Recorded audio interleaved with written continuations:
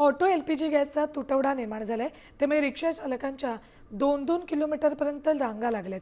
केवळ 20 दिवसात गॅसच्या दरात 49 रुपयांची मोठी वाढ झाली आहे आणि आता दर प्रति किलो 100 रुपयांवर पोहोचलेत।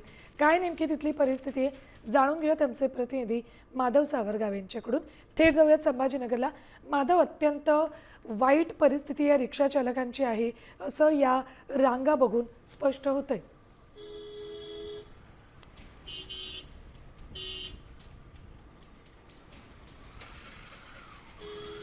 शहरातल्या सगळ्याच रस्त्यावर दिसते आहे। मी सध्या पैठण रोडवर आहे। हा पैठणकडे जाणारा मार्ग आहे आणि या मार्गावर इथे एक LPG गॅस पुरवठा करणारा ऑटो रिक्षांसाठीचा पंप आहे।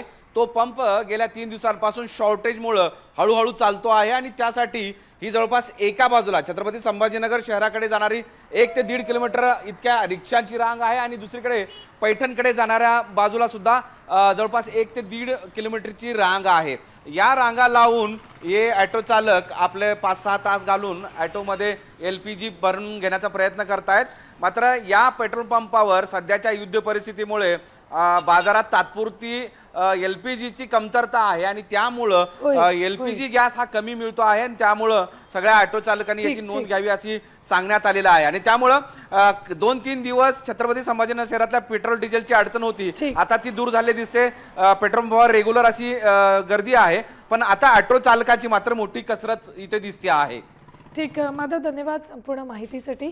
तर संभाजीनगरमध्ये LPG साठी म्हणून रिक्षा चालक 2-2 किलोमीटरपर्यंत रांगेत लागून अर्धा दिवस केवळ गॅससाठी घालवत आहेत।